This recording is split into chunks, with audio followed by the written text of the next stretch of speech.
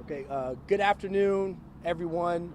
I'm attorney Marwan Porter, and I've been hired to represent the family in the estate of Michael Hughes, who was gunned down about a week ago on March the 30th. You know, the reason why this is a problem is because a simple, nonviolent domestic dispute should not equal someone's death sentence. This is an individual who had known mental problems. He was suffering, from mental illness. But Mr. Hughes, Michael Hughes, was all around was a nice guy. And on this particular day, he was having a domestic dispute with his girlfriend, who called the police to come and intervene and to de-escalate the situation, to calm it down.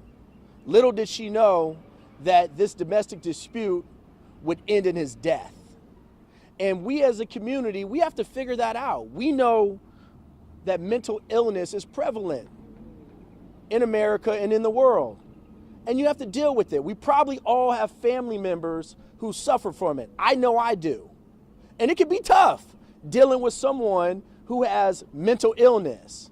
But you have to understand where they're coming from. You have to understand that everything ain't clicking the way it's supposed to be clicking, and you have to be patient with them, and you have to go into it with a plan. Otherwise, it is going to end bad because they're not making decisions on logic anyway. There's paranoia. They think there's ghosts around. They think people are trying to hurt them. They think people are talking about them. It's a problem. They have a mental illness.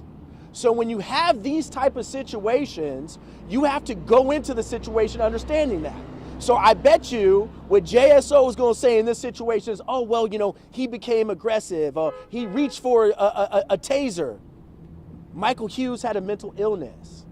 He wasn't robbing a bank. He wasn't raping somebody. He wasn't committing a murder.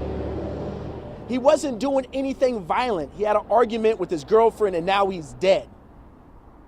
And so what we are calling for today is a transparent investigation.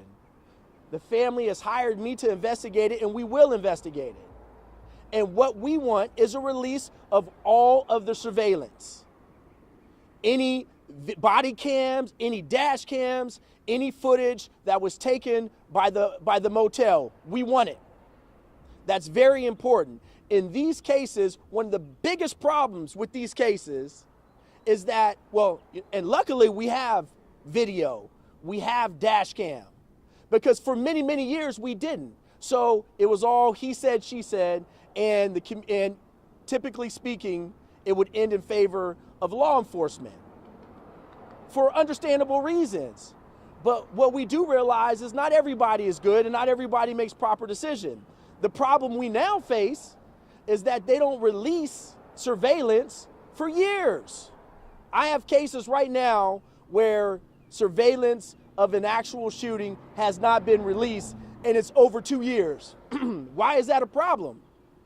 It's a problem because these cases come with a statute of limitations. And for those who don't know what that is, that means you only have a short amount of time to determine whether or not you're going to bring an action. Well, these people don't know that. So when they finally figure out that something was done wrong, a lot of the times it's too late for them to even proceed. So they just have to live with the loss. And that's not acceptable. So we are asking for a transparent investigation. We want a release of all the body cam footage, the dash cam footage, and any surveillance that was taken from a hotel. And we want people to remember that a nonviolent domestic dispute should not equal someone's death sentence. It just shouldn't. That's crazy. So we know that we need training so that our officers, and we love our officers, but our officers have to make proper decisions, and the training has to be proper so this does not continue to happen. His girlfriend is here with us today, okay? They had a dispute. They love one another. They were in a relationship for years. All right, she is here with us today along with his father and some of his sisters, okay? I'm gonna bring up my partner, Broderick Taylor to talk a little bit about why this is a problem. You know, the number of shootings that we have police oriented in Jacksonville, and what, you know, what the statistics show and what needs to change in order for us to fix this. Okay. The fact is, this has become a huge problem. Broderick Taylor. It's become a huge problem. They set it up for me. Okay. In Jacksonville alone, this year, 2021, we're barely in the month of April, and we've already had 3 police officer-involved shootings. 2020, we had 16 officer-involved shootings, and the year before that, we had 11. We need transparency. We need to be able to see these videos, not just the body cam, but dash cam videos. As Marwan said, they have been taking a year to 2 years to provide that information to us, especially in this situation where we have an officer who's been on the force about 2 years. We need some information how a domestic dispute, non-violent dispute, ends in the death of Michael Hughes. So right now we're going to have, you know, as family members probably want to say a couple words, you know, so you have his father, you know, Tim Hughes, and some of his relatives. I'm not sure who you guys want to speak. We'll go to him. Yeah. My name is Timothy Hughes, and I drove down here from Charlotte to try to get some understanding on what happened to my son. I'd like to see the footage from the officer body cams, and from the hotel, and from the videos that the police had taken. And I also like to know why they shot my son, my only son, in the face, and in the stomach, and in the chest, and in the butt. I also like to know, why did the police take the footage from the motels and the backup footage from the motels? I want to see them. I want to see what they did to my son. And I also like to know why the police have 2 tasers, 2 pepper sprays, and 2 batons, but they couldn't arrest one black man with no violence and no weapon. I'd like to know why they couldn't arrest one black man having all those things under their arsenal. These are some things I would like to know. And I'd like to see the footage while my son was alive, to the time he was alive and to the time he laid on the ground with blood coming out of his head and out of his stomach. They shot him in the face. They shot him in his heart, and they shot him in the stomach, and they shot him in the butt. I want to see the footage from all these things, that I may have some closure for my son.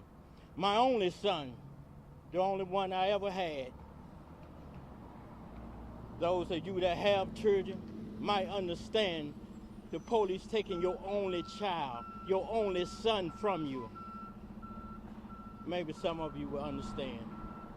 I don't understand why they could do such a thing to a man that was unarmed and had problems.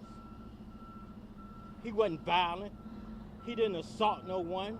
He didn't have no weapon, no gun, but yet they shot him in his heart and in his stomach and in his butt.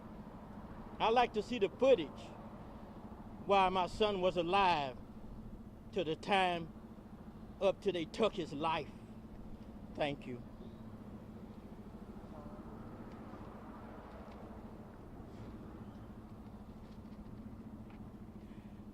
My name is Dawn Johnson. I am Michael Hughes' girlfriend.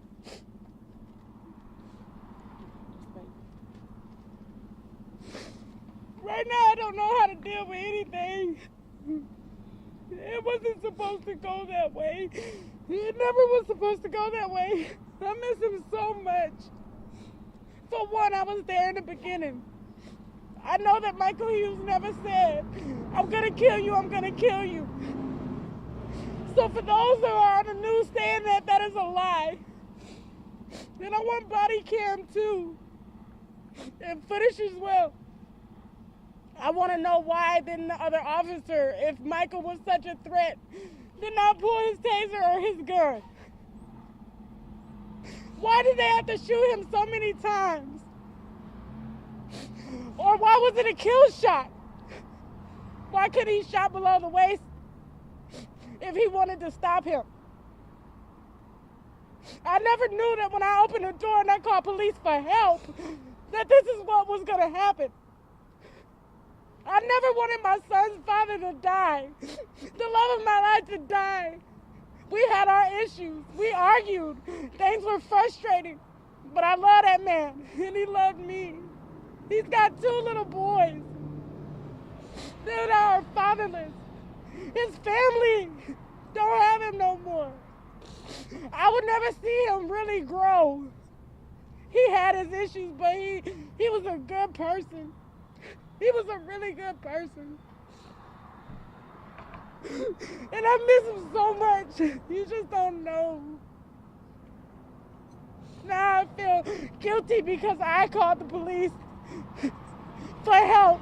Now I feel like I can't trust police who are there supposed to protect and serve. How can we say that when you're out here murdering people, whether they're black or white? Nobody deserves that.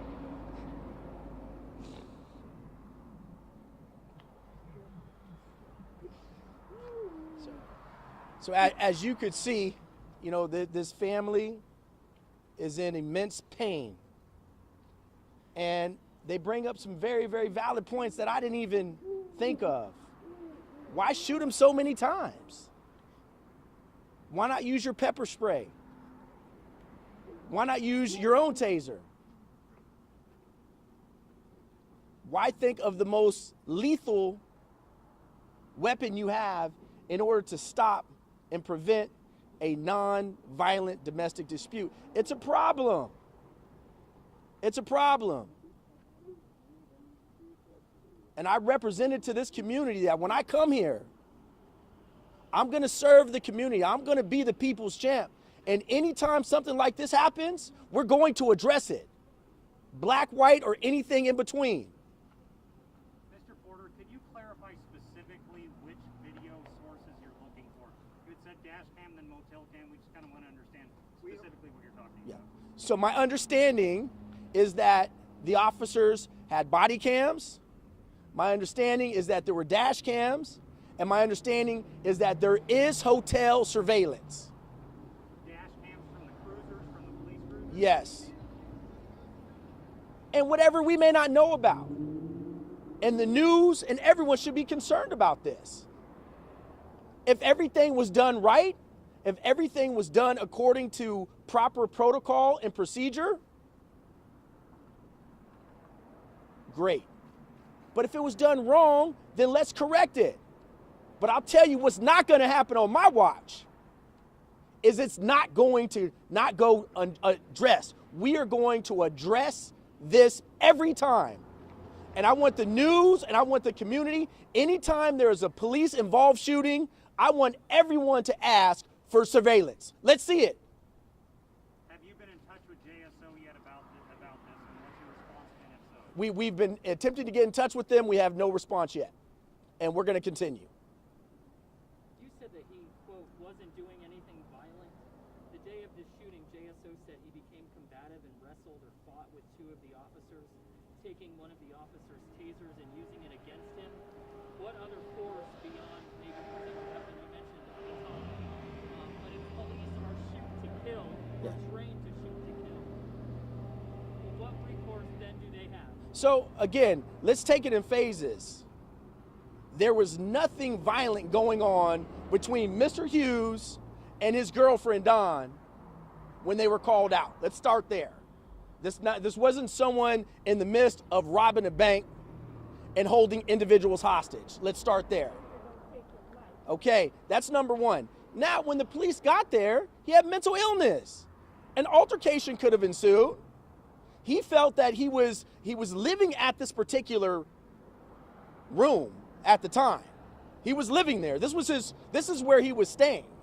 Okay, now they're trying to remove him from the only shelter that he knows. Was there an altercation? Probably. But we want to see what that is. But altercations with police officers happen every day. Okay, they don't result in death every day. So the question is, was there a better tactic? Could they have called backup? Was it such a threat that at that point in time, they had no choice but to engage? Why didn't they call some other people? Why didn't they implement any type of de-escalation tactics? So at some point, was there an altercation? Probably. But the question is, why did all of that happen? Why does it lead to an altercation where it becomes deadly over a domestic dispute? I mean, we have to go to the root of the problem. Let's go to the root and say, what is it that this person was doing that led to this situation? You can't just look at the, at the final product and say, oh, well, he was wrestling with the cop and he's dead, so live with it. Too bad. He had mental disease. I think you have to look at the totality of the circumstance and understand this was an argument. This was an argument. If you're conducting your own investigation, then what do you have faith in JSO and the state's attorney's office of their investigations? We think that, that an independent investigation, and our history has taught us that independent investigations are always important to do, for whatever reason. Okay, I'm not going to express any type of impropriety on JSO or anybody. But if you look at the George Floyd trial that's going on right now, his rendition of what happened is much different than others' rendition of what happened. He's trying to save his life. He's trying to survive. He's trying to prevent himself from going to jail. So you would have to be naive to think that they're just going to fall on the sword and just tell the truth. Do you have any comments on there's a photo that was circulating of him on the ground handcuffed after the fact? JSO, we asked them about it. They say he was handcuffed after he was shot to restrain him, which they say is normal procedure. Can you comment on that? That's why we want to see the surveillance. That's why we want to see it. Was he indeed handcuffed after he was shot? Or was it before he was shot? We don't know. We want to see it. Because obviously, if it was before he was shot, that's a much different picture. And you didn't hear me say that, right? I didn't say that initially. I've heard that as well. And that's what we want to know. Because we're not going to cast aspersions for no reason. But we are not going to believe blindly either. If that's what happened, and they had no other choice but to use deadly force, well, there you go. So I'm not here to play judge or jury. I'm here to get the evidence so that we all could see whether or not what was done, was it proper and improper. And if it was proper, my hat is off to you, because we all want to be protected. But if it's improper, it needs to be corrected. Are you planning any litigation or lawsuits at this point? I'll tell you one thing. If he was shot when he was cuffed, oh yeah, I'm coming. So, but at this juncture, we don't jump out and say, hey, we're going to sue you, rah, rah, rah. We don't do that. We gather evidence, we gather facts, and then I have conversations, some of them tough, with my clients. Because if I believe that the officers acted in accordance with the law, no, you're not going to file a lawsuit from me. But if I find that something was done wrong, you're not going to only see me, you're going to see a whole lot of different people here as well. Perhaps we can speak about it afterwards, but is there a photo of Mr. Ellis that we would be able to see? Yeah, we'll get you some photos. The state's attorney's office also last year announced revised plans of releasing body camera video within a 30-day. That was their hope. Have you spoken, I was asked if you've spoken to the sheriff's office. Has anybody from the state's attorney's office reached out to you or Dawn as well? Not yet. And so, again, we're getting involved right now, and we are going to demand all of that. And we would implore the news to do the same thing. You know, again, if there's a problem, let's fix it. If everything was done correctly, that's fine. But you just heard this man's father. I have children myself. If someone takes your child's life, you want to see it. You want to have some closure that these individuals did the only thing they could do. That's easier to live with than just live with, I lost my own son and, you know, have a nice life. We're not doing that. No more. So every time one of these incidents happens, we are going to be here to help. To make sure that there is full accountability, right or wrong. Whether it's accountability for the victim or accountability for law enforcement. There needs to be accountability, and that's all we're asking for. Let me just ask you then, and going off of that, if the investigation reveals that the officers were justified in their shooting, are your clients mentally, emotionally prepared for that outcome as well? I think so. Yeah, I mean, listen, they lost a loved one over something, you know, that was trivial. You know, they're going to have to you know, swallow that and digest that. But they understand as well, as you see, they're very articulate, very thought out. They understood that Michael had some issues. And if the officers had no other choice but to protect themselves, they understand that. And so then the question is, okay, when we know that someone has a mental illness and we know we're going to run into a combative situation. So basically, at this juncture, the policy is if there's someone with a mental illness that more likely than not is going to act out or act in some, you know, strange way, or if they become physical, just shoot them. That's our policy. That's unacceptable. That's unacceptable. So we need to look at what the policies are, have training on that, and de-escalation. That's important. I think it's common sense. But the funny thing is people don't speak about it. We don't question authority and determine whether or not it's right. We have brains. We're people. It's the best gift ever. We have brains. We could think. And you could say, you know what? That doesn't really kind of add up. We don't like that. Or, yeah, that kind of makes sense. But we must critique the community and what it's doing so we can make it a better place for everybody to live. My last question is for Mr. Hughes. You said you've driven down from Charlotte. That's obviously several hours. You had time to gather your thoughts. But how tough was that drive down here? It was very tough, me thinking all the time what happened to my son. And like I say, I only want to see the footage of him alive at the time that he died. I just want to see the footage so I can have some closure, so I can feel better toward my son and myself. Because I know these things happen. They kill black young men all the time. It's not nothing new to me. I see it on TV about every day. It ain't new. But I'd like to see some closure in all the people that go through the things that I'm going through with. Thank you. So we will keep you posted based on what we find out. You may see no more of me, or you may see a lot more of me. Can you clarify the spelling of Dawn's name for us? DAWNJOHNSON. What are the next steps? The next steps, we are going to continue to reach out to JSO and the DA. We're going to ask for a meeting with them so we and the family can review all the surveillance that they have. And once we see that, we'll determine what we do next.